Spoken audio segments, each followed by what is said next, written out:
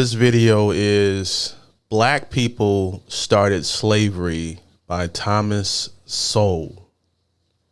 Man, we can't catch a break. Do we invent everything that's bad? God damn. It's Thomas Sowell, and all the videos that I've seen from him so far have been pretty informative. And I think that he's a brilliant individual. So let's see what he has to say. Before I get my history lesson, if you like this type of content, do me a big favor and like the video. If you want to stay up to date whenever I post, subscribe and hit that notification bell. Let's get into it. And the sad fact is that slavery has been a universal institution for thousands of years, as far back as you can trace human history. Yeah. There was slaves in Asia, slaves in Greece. White people enslaved each other as well. Greece, yeah. And what we're looking at is if slavery is something that happened to one race of people in one country, when in fact the spread of it was around the world. In 1776, which is when Adam Smith published The Wealth of Nations, as well as when the United States got started, he said that Western Europe is the only place in the world where there is no slavery. And even the Western Europeans had vast numbers of slaves in the Western Hemisphere, yes, but not in Western Europe itself. And so if you're going to have reparations for slavery, it's going to be the greatest transfer of wealth back and forth, and between and cross hauling, as they say in the railroads, because the number of whites, for example, who were enslaved in North Africa by the Barbary pirates exceeded the number of Africans enslaved in the United States and in the American colonies before that. I don't know if that's if he's been a little bit disingenuous there. Yeah, I think 388,000 slaves arrived here in America, but over 12.5 million slaves from Africa worldwide. You know, it was globalized and industrialized once the Europeans got to Africa. So, yeah, if you're comparing just America, but he's not including slaves all around, so it was over 12.5 million slaves from Africa. Put together. I know, but nobody is going to North Africa to ask for reparations because nobody is going to be fool enough to give it to them. Here we have intellectuals who can imagine a different history from the rest of the world, even though it's so similar to the rest of the world. Let that sink in, not as an excuse, not as a justification for any atrocity, but as a baseline reality check against the simplistic morality plays that pass for history today. The insistence on viewing the tragic history of slavery solely through the lens of the transatlantic slave trade, focusing exclusively on white perpetrators and black victims, is a dangerous distortion. It's a distortion that serves contemporary political agendas, not historical truth. I was listening to this professor talk on YouTube, and he had a very interesting thing that he mentioned about the difference between slavery in America and slavery in other countries.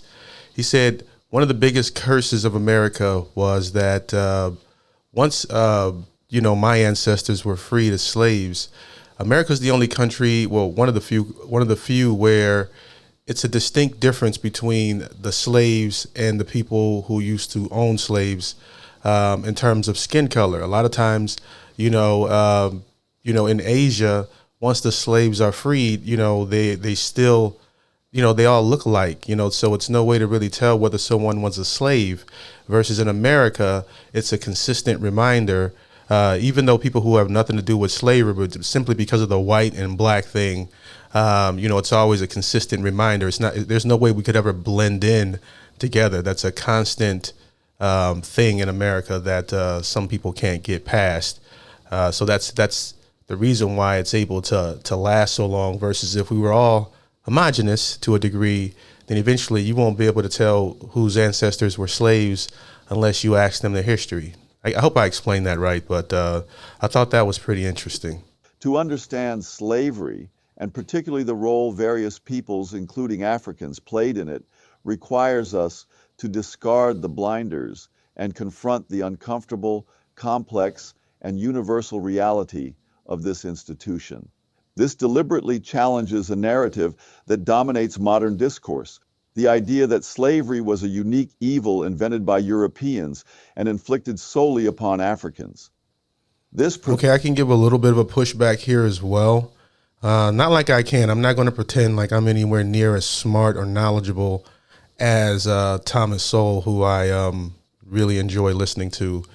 But the another difference between the slavery in America versus slavery everywhere else is where black people here were dehumanized. Excuse me.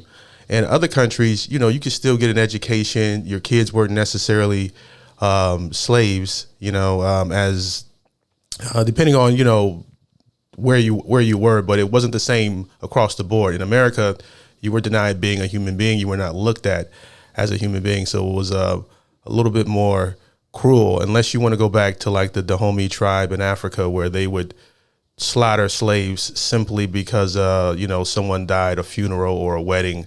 They would sacrifice slaves. So, yeah, I'm not saying that slaves were treated good everywhere else, but in America specifically, you know, it was like one of the cases where, you know, black people were not seen as human beings. That's the difference. Prevailing view, while emotionally potent and politically convenient, crumbles under the weight of historical fact. If your kid was a slave in America, you know, you're always a slave. In other countries, your kids could be free, you know, and again, they were not denied education.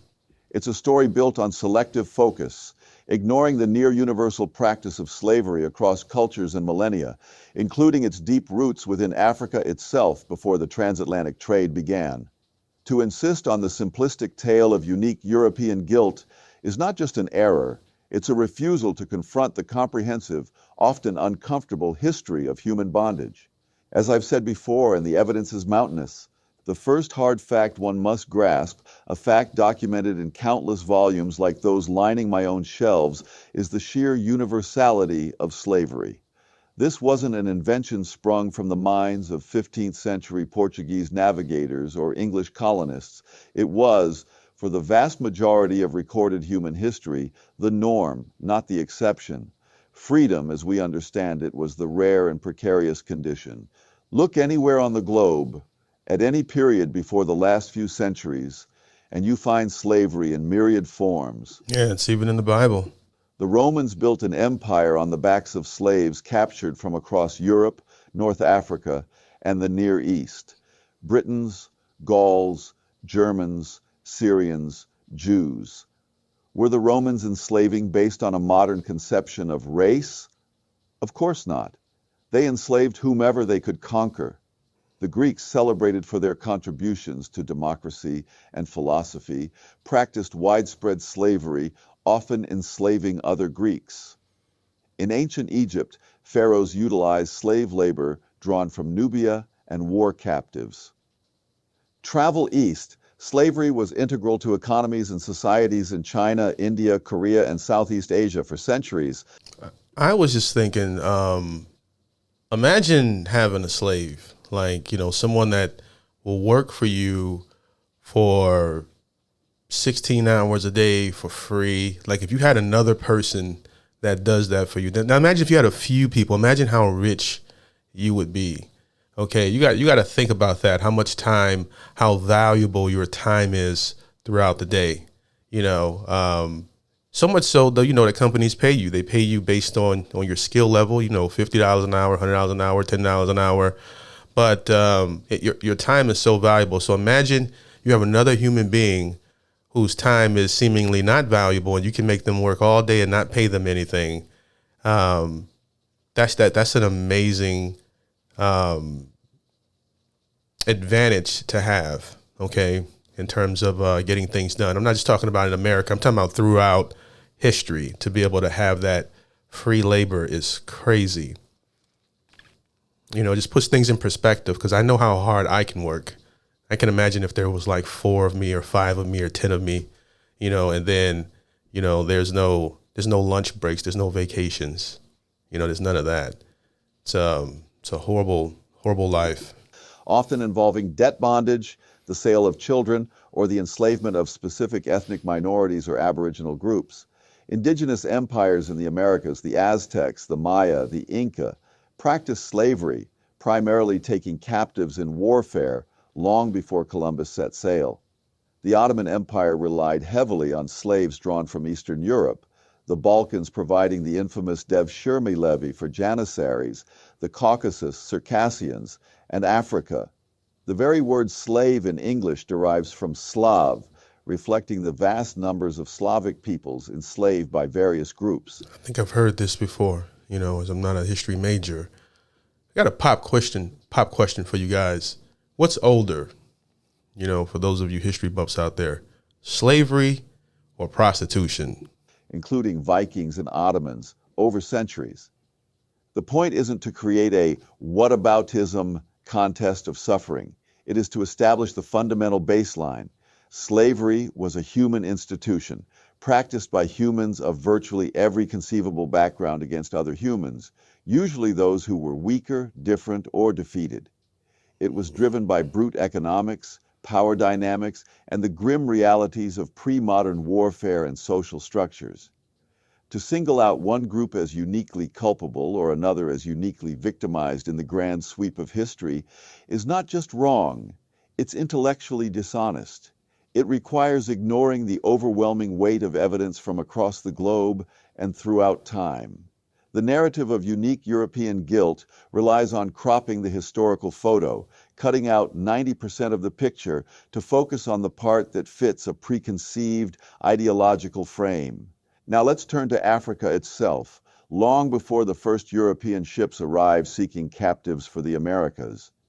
The romanticized notion of idyllic, egalitarian African societies shattered by external evil is just that, a romance, a myth. Yeah, it's impossible for all those people to get along when there's so many different languages in Africa. Okay. I was watching this blog, and it was this African and a white man were talking, and the African was telling the man, he was saying, you as a white man, you can walk all through Africa. No one will put a hand on you. He says, me as a black man, if I walk past the wrong tribe, it's pretty much off with my head, and that is crazy because it's similar here in America. Crazy. Slavery was deeply embedded in the social, economic, and political fabric of numerous African societies. Sources from Arab travelers centuries ago to later European explorers and the oral histories of African peoples themselves confirm this reality. Slavery within Africa took many forms. People became slaves through capture and warfare between different kingdoms or ethnic groups, a primary source. They could fall into slavery due to debt, as punishment for crimes, or be sold by their own families during times of famine. In many societies, slaves were a measure of wealth and status, used for agricultural labor, domestic service, military service, and even human sacrifice in some instances. Crucially, when European traders arrived on the West African coast, they did not, for the most part, venture inland to capture slaves themselves. The climate, diseases, and resistance from organized African states made large-scale European raiding expeditions impractical and dangerous. Instead, they tapped into pre-existing networks of enslavement and trade run by Africans. European merchants established trading posts, factories on the coast, and purchased enslaved individuals from powerful African rulers and middlemen who controlled the interior. Pretty much the Europeans industrialized it and showed the value to the world, which created even bigger business for those African kingdoms. Kingdoms like Dahomey, Asante, Ashanti, Oyo, and the Congo grew immensely powerful and wealthy precisely because of their role in capturing and selling other Africans. These were sophisticated, organized states with armies, complex political structures, and extensive trade networks. Their rulers engaged in warfare specifically to acquire captives for sale. They negotiated prices, demanded specific trade goods, textiles, metals, alcohol, firearms, which further fueled warfare and slave raiding, and controlled the flow of captives to the coast. Does this diminish the horrors of the Middle Passage or the brutality of chattel slavery in the Americas? Not in the slightest, but it fundamentally challenges the simplistic narrative. It reveals that Africans were not merely passive victims, but active participants, rulers, traders, and enslavers within this horrific system. It almost seems like slavery is a natural part. And this is what I mean by, like, if you go back, if you go to the hunter-gatherer days, you know, how do I explain this? How do I explain my thoughts with this? If you go back to those days where, let's say someone has a lot of things and you have nothing, but you're willing to work, you know, to get whatever they have. Well, eventually that work becomes valuable.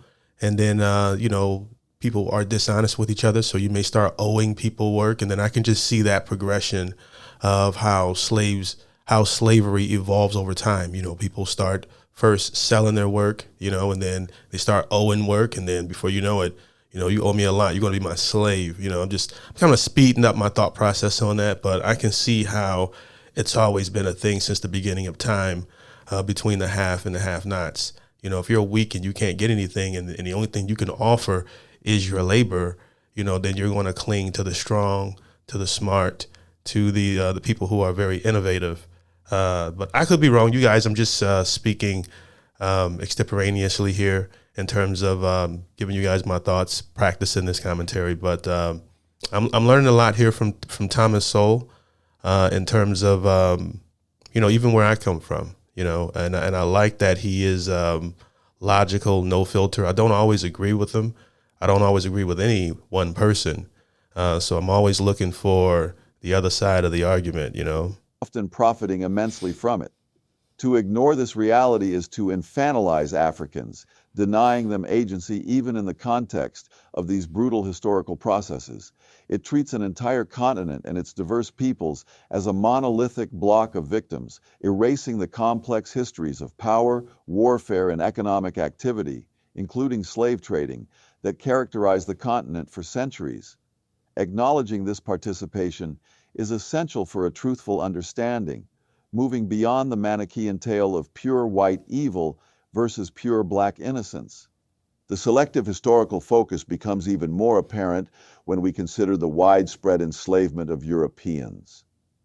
As mentioned in the opening clip, the Barbary pirates of North Africa represent a stark counter-narrative often conveniently omitted.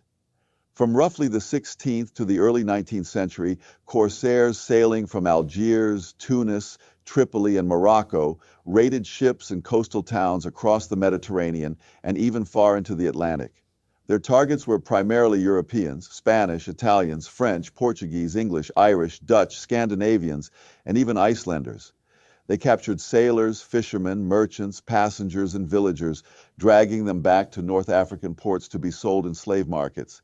Estimates suggest that well over 1 million Europeans were enslaved during this period. You know, I never really complain about life. I try not to complain much because, you know, I could have been born at a different time. Okay. Erasing just the whole slavery thing, just being born at a time where, you know, everything wasn't so convenient, you know, but also the life of a slave is hell on earth. But it may not necessarily be to them if it's all they know. You know what I mean? Coming from someone who's had a crazy childhood, there's things that happened to me. It was all I knew.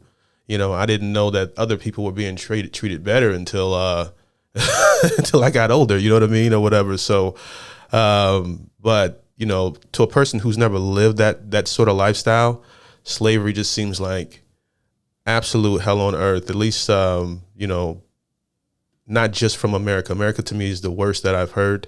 In terms of studying slavery culture, which I haven't studied a lot of different cultures and you know, that did slavery. But from what I know, I haven't seen anything worse than, you know, my own country. Historian Robert Davis, in his book Christian Slaves, Muslim Masters, meticulously calculated figures suggesting between 1 million and 1.25 million Europeans were enslaved between 1530 and 1780 alone.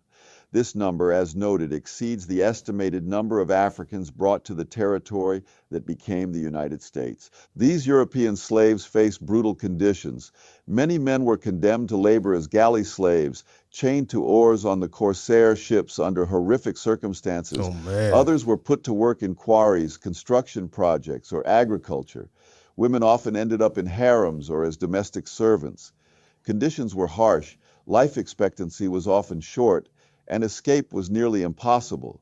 Ransom was a possibility for some, leading to extensive efforts by European states and religious orders like the Trinitarians and Mercedarians, dedicated to fundraising and negotiating the release of captives. Even the fledgling United States fought its first foreign wars, the Barbary Wars, precisely to stop this piracy and enslavement of American sailors and the demand for tribute payments. Why is this vast chapter of enslavement so often downplayed or ignored in popular discussions? Because it fundamentally disrupts the simplistic racial narrative. It demonstrates unequivocally that slavery crossed racial and religious lines. North African Muslims enslaved European Christians. Whites were victims on a massive scale. The numbers involved were enormous, comparable to or exceeding aspects of the transatlantic trade often highlighted. I hope he highlights the difference in treatment of different slaves. I'd love to hear his thoughts on that. Power dynamics, not race, were key. The Barbary states, possessing naval power in the Mediterranean at the time, enslaved those they could overpower. And here's a crazy thing I heard as well. I was listening to a little bit of history about slavery. And I learned that a lot of black people who owned slaves, were worse slave owners than many of the white people. Like, a lot of times slave owners would pass down their wealth to their, to their slaves, or maybe to, a slave who they got pregnant and was in a relationship with, type of thing. And they actually look, that thing went on. But they would lead, it would get passed down to a lot of black people. And a lot of times they were worse, even worse than the original. Well, I guess that makes sense because, if you are abused, you're going to abuse that whole thing. Okay, so that makes sense. But there were over a few thousand black slave owners. I think that existed at the time, that owned slaves, and that's crazy. Other groups did elsewhere. This isn't about equating different forms of slavery or diminishing the unique horrors of the hereditary chattel slavery system that developed in the Americas. It is about historical accuracy and context. If the discussion is about the history of slavery and who participated, the enslavement of over 1 million Europeans by North Africans is a fact of monumental significance that cannot be swept under the rug to maintain a politically convenient narrative of one-way racial oppression. Its omission speaks volumes about the purpose behind much contemporary discourse on slavery, which often seems less about understanding history and more about assigning collective hereditary guilt in the present. Given the near universal prevalence of slavery throughout history and across cultures, what stands out as truly remarkable and historically unique is not its existence, but its abolition. And the uncomfortable fact for many is that the movement to abolish slavery originated and gained critical momentum primarily within Western civilization, particularly in 18th and 19th century Britain. For millennia, slavery was largely unquestioned, seen as a natural part of the social order, ordained by fate, gods, or the right of conquest. While individual philosophers or religious texts might express reservations or call for humane treatment, the institution itself was rarely fundamentally challenged on a societal level. The shift began with Enlightenment ideas about universal human rights and, crucially, with religious movements, especially among Quakers and evangelical Christians in Britain and America. Figures like Granville Sharp, Thomas Clarkson, and William Wilberforce spearheaded a moral crusade against the slave trade and then slavery itself. This was not an easy or popular cause initially. It fought against powerful vested economic interests tied to colonial plantations and shipping. Yet this movement achieved something unprecedented. Britain abolished the slave trade in 1807. This wasn't just a domestic decree. Britain actively sought to suppress the trade internationally. The Royal Navy's West Africa Squadron. For decades, Britain dedicated significant naval resources, a substantial portion of its fleet, to patrolling the African coast, intercepting slave ships, including those from America, Brazil, Spain, Portugal, and Africa itself. I wonder, you know, in history, how many times do you see government do something out of the kindness of their heart? So I wonder what, like if they wanted to end slavery, but I wonder what all factors factored into that. I don't think it was simply because, from the religious perspective, I can see that, but were there advancements in technology and other reasons as well? I'm curious as to what the other argument for this would be. And freeing captives. This cost British taxpayers immense sums and cost the lives of thousands of British sailors to disease and combat. It was a costly moral undertaking with little direct economic benefit to Britain. Britain abolished slavery throughout its empire in 1833, compensating slave owners, a morally questionable but politically necessary step to achieve passage, at enormous national expense. Other Western nations followed, pressured by Britain, internal abolitionist movements, and changing economic and moral landscapes, though often with great resistance, as seen in the American Civil War. Contrast this with the rest of the world. While the West was undergoing this painful and costly process of abolition, slavery continued unabated in much of Africa, the Middle East, and Asia. In many, if I'm not mistaken, I think a lot of the African kingdoms, they started to fail pretty much after, slavery was completely abolished in Africa. Correct me if I'm wrong in the comments, because that was like a really large source of their income. They didn't produce much anything else, to my knowledge. Cases, it was only ended later due to direct Western colonial pressure or intervention. Saudi Arabia and Yemen didn't formally abolish slavery until the 1960s. Mauritania didn't criminalize it until 2007, and vestiges reportedly persist. The historical irony is profound. The very civilization often castigated as the sole villain in the slavery narrative was also the primary engine for its global destruction. Slavery ended not because it collapsed everywhere simultaneously, but because one part of the world, Western civilization, developed a unique moral conviction against it and possessed the power and will, however Now, do you guys agree with that? I don't know. I'm not pretending to be a know-it-all on this. Okay, I'm learning as I go. But I'd love to hear the counter argument because, again, I've never seen government of any sort. I can't say it probably has do something simply because they feel the need to help people. Okay, or there's usually something else involved in that. Perfectly applied to enforce that conviction, first upon itself and then upon others. It's typically strategic. strategic. To ignore this is to ignore the most historically significant development in the entire saga of human bondage. This brings us back to the contemporary demands for reparations, often framed as in the Ta-Nehisi Coates quote mentioned earlier, as a national reckoning for America's original sin, leading to spiritual renewal. From a perspective grounded in historical fact and logical consistency, this entire framework is deeply flawed, bordering on the absurd. Consider the practicalities, the basic arithmetic. Who pays? Should descendants of white abolitionists pay? Descendants of Union soldiers who died fighting the Confederacy? Descendants of immigrants who arrived long after slavery ended? Descendants of the majority of white Southerners who never owned slaves? Collective guilt assigned by race and history is illogical and unjust. Who receives? How does one prove descent specifically from slaves? Given intermarriage and the complexities of ancestry, this is fraught with difficulty. All right. I got to give some pushback here. Well, I've never really been a component of reparations in terms of just giving black people money because, if I'm being honest, a lot of black people are not going to know what to do with that. They're not going to know what to do with that money. Going to squander it. I think that our black people owed reparations. Well, the Jews got reparations. The Native American,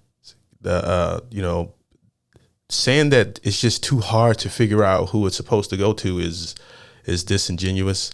But I think that black people need reparations in terms of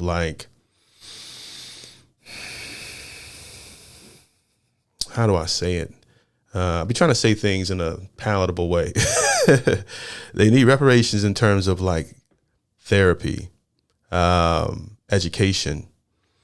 The family needs to, well, this is going on with America, but the family has been dismantled in terms of the black community, and it's run by the women, and the women are leading the kids right to prison, and the women right to, and a lot of the girls right to either some life of chasing a career and a bunch of kids by themselves, or to an OnlyFans account, or one of those type of things. But so black people need reparations in terms of reconstruction, and then maybe some money. But to just give them money, yes. Am I counting on it? No. Have I ever been the person that's been trying to vote for it or push it? I don't think so. I'm of the component of you need to do for yourself. No one's going to come save you, type of thing. But if you're going to ask my opinion, do I think black people deserve reparations? I do. Yes. Other people got theirs. Black people definitely deserve it. And to figure out who it goes to, that can be done. We send money. The amount of money that's been exposed that we spend money on, billions of dollars, that's absolutely ridiculous on other things. And to say that, I don't want to go on that rant, but a lot of things have been exposed with the current administration in terms of the amount of money wasted. Okay. So yeah, but I think it would be a horrible idea to just throw cash at no, I don't think that's going to fix anything. I think that's, like you said, it'll be the greatest transfer of wealth back and forth. Okay. Because it's going to come right back into the hands. Dave Chappelle did a skit about it. Okay. In terms of, all the things that would go, that would just go off the shelves, and all the cars that would leave the lots if large sums of money was to come. It would definitely be an embarrassing sight to see. But I'm going to go ahead and continue with the video here. What about descendants of free blacks who themselves owned slaves, a documented historical fact in places like Charleston and New Orleans? What about descendants of Africans who sold people into slavery? What about descendants of the million-plus Europeans enslaved by Barbary pirates? Should they seek reparations from North African nations? Calculating the debt? How can the suffering of generations past be calculated and monetized? How are centuries of subsequent history, including massive social programs, civil rights legislation, and economic progress, however uneven, factored in?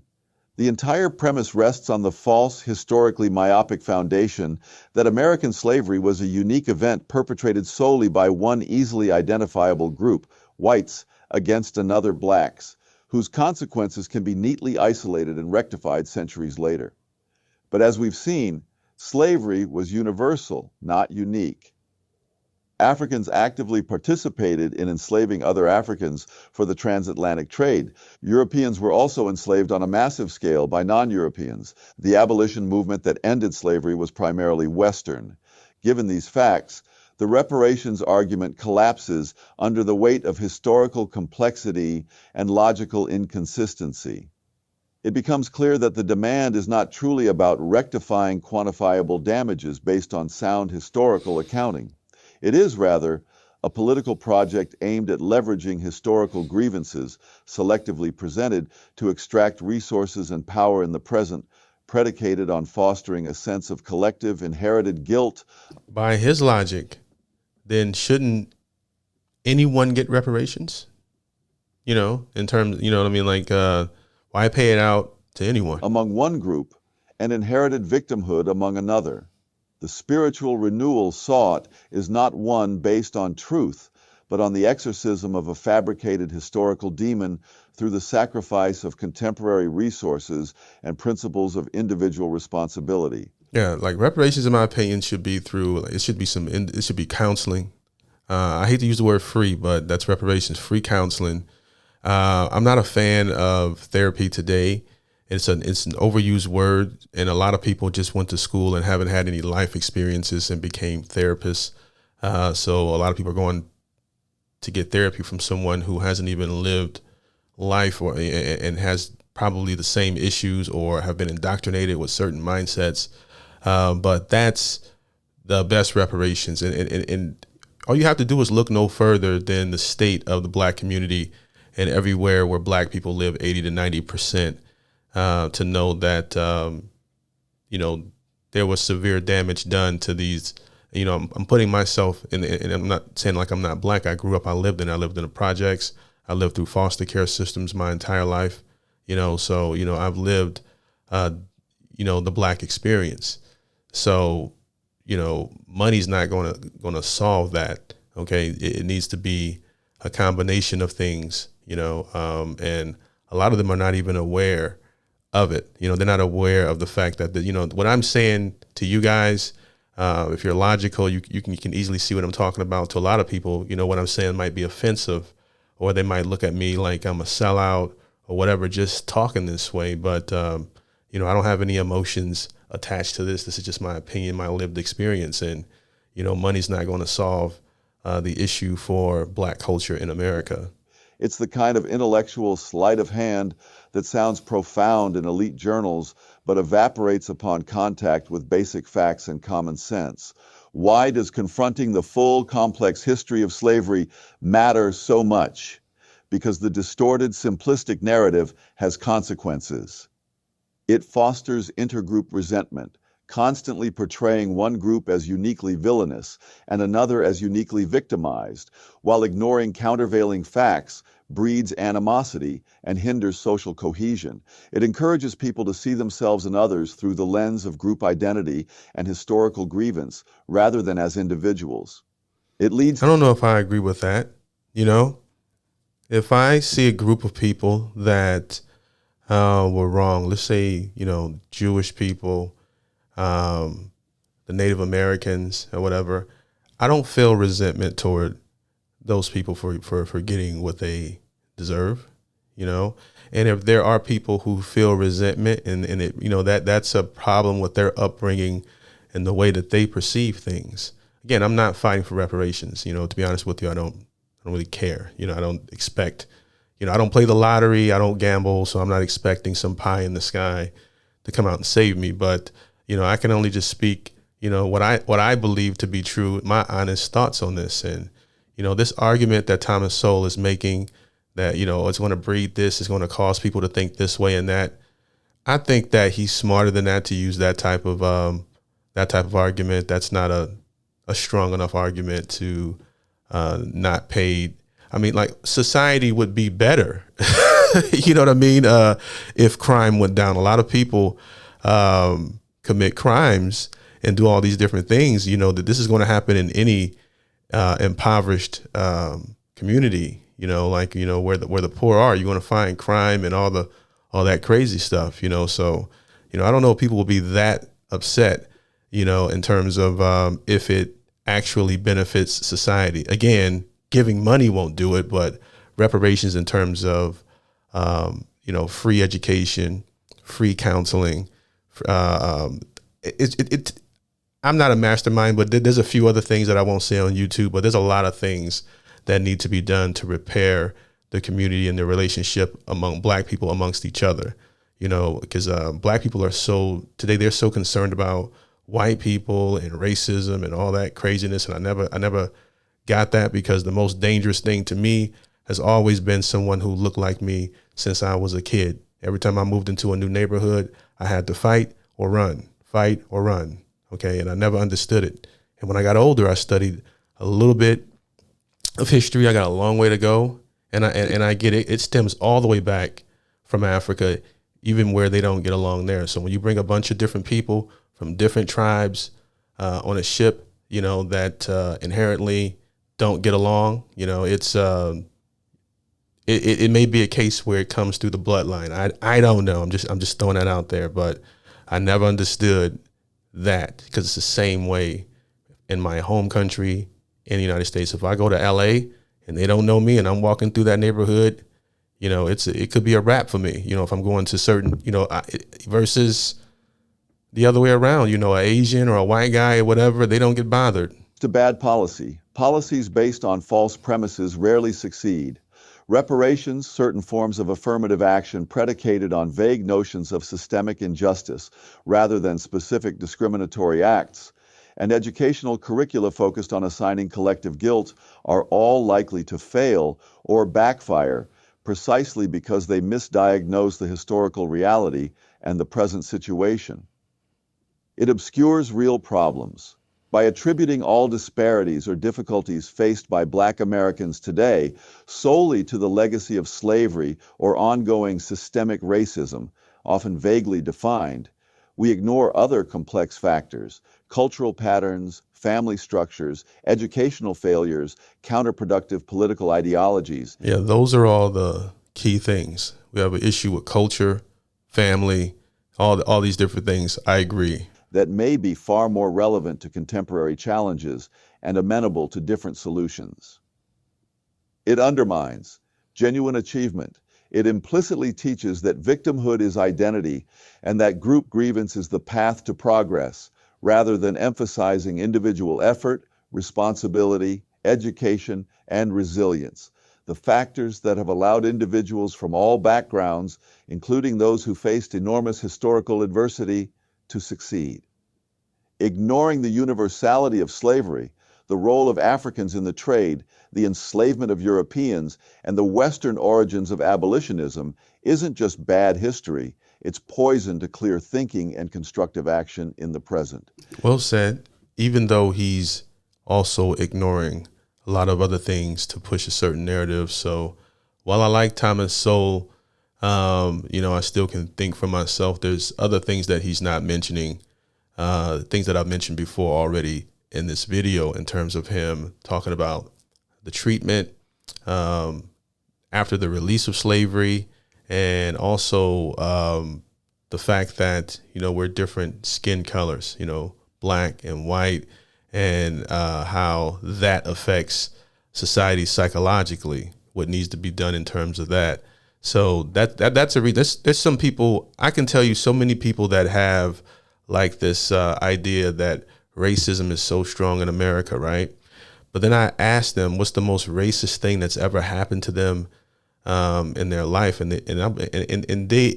they'll describe something to me where the person might have just been an asshole. There's nothing about it that indicates that it was race, except that the person was white. That's some deep rooted, psychological things. I'm like, how do you know it was because you were black? How do you know they just didn't like you? That type of thing. Or when I ask people, how many times have you been pulled over or had a gun pulled on you and you felt like, when a cop pulls you over, your life was in danger? How many times has that happened?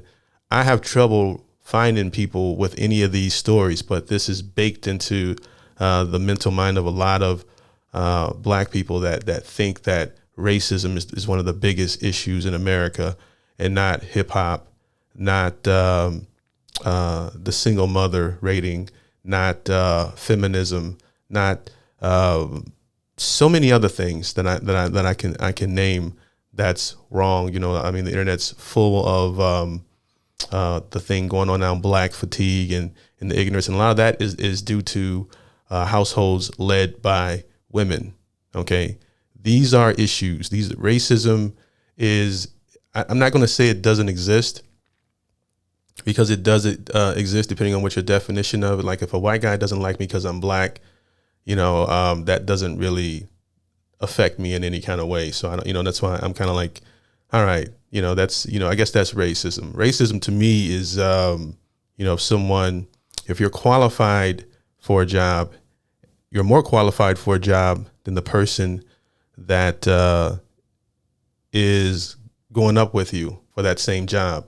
You're more qualified, and you don't get the job because you're black, but they get the job because they're white. And I'm not talking about DEI like you're supposed to hire the guy because he's black. I'm not a component for DEI, but I'm just saying, to me, that's racism when it can affect you. Or, if you kill someone because of the color of their skin, that's a form of racism. Saying mean words to someone or something like that, that type of thing is not, it's not that big of a deal to me, as long as you don't put your hands on me. But that's my ramble. Let me keep it going here. It allows intellectuals and activists like those I mentioned who seem determined to imagine a different history for America to build elaborate edifices of grievance and demand upon foundations of sand. The history of slavery is a brutal, tragic story that spans millennia and touches nearly every society on earth. It was not invented by white people, nor were black people its sole victims. Africans enslaved other Africans. North Africans enslaved Europeans. Asians enslaved Asians. Native Americans enslaved Native Americans. Europeans participated heavily, particularly in the transatlantic trade, but also... So it kind of goes back to what I was saying a little bit, where it seems like a natural part of life, especially like in the early days, you know what I mean? Because your labor, is valuable, and labor has always been valuable. If you need someone to do something, a specific task, while you need to get other things done, then yeah, I can see that always being a thing, a natural part of progression in human nature. So it's not necessarily evil, but you know what I mean? I think it just turned into something kind of evil here in America and other cultures as well, when it became, where a person is no longer a human, that type of thing. So you could, take advantage of that person. You can mutilate that person. You can kill them. They were not a human being. That's when it goes left. Asians enslaved Asians. Native Americans enslaved Native Americans. Europeans participated heavily, particularly in the transatlantic trade, but also eventually led the charge to abolish the institution globally at great cost. These are the hard, uncomfortable facts, stripped of the emotional overlay and political agendas that dominate so much contemporary discussion. The currently fashionable narrative, a tale of singular white guilt and passive black victimhood, is a dangerous fiction. It requires ignoring vast swathes of global history, including the agency and participation of Africans in the slave trade and the extensive enslavement of Europeans. Demands for reparations based on this fiction are not just impractical, they are intellectually bankrupt and morally questionable, seeking to impose collective, inherited guilt based on a selective and distorted reading of the past. The reckoning demanded is often a reckoning with a phantom designed to serve present-day political goals rather than historical truth. Understanding the true history of slavery, in all its global complexity and uncomfortable truths, doesn't excuse any specific atrocity, but it does inoculate us against the simplistic blame-assigning narratives that do so much damage. It allows us to see the past more clearly and perhaps to navigate the present with a firmer grasp on reality, rather than being led astray by those who prefer comforting myths and convenient villains. History is not I think that no matter whether you're black, white, man, or woman, looking at yourself as a victim is never a healthy state of mind to be in, which is why I don't, care about reparations like that. It's a big difference in, do I think we deserve them? And do I think we should fight for them, or we want to get them? Those are two different questions. I don't expect anything like that. And to be honest with you, it would be a scary thing to see, Morality play to be cast according to today's political winds. It is a complex tapestry of human action, often brutal and tragic, that we must strive to understand in its entirety, not just selectively sample for ideological ammunition. Only by facing the full reality, however unpleasant, can we hope to learn it. Man, I wish I could speak the way Thomas Sowell does. Man, the guy is just highly, highly intelligent. But I agree with some of the things he said, and some of the things, I have some pushback on it based off of the limited knowledge I have today. My perspective is always subject to change. And I'm pretty sure, hopefully, some of you guys will, give me your thoughts in the comment section as well. Do you think that black people deserve reparations? And if so, what form of it?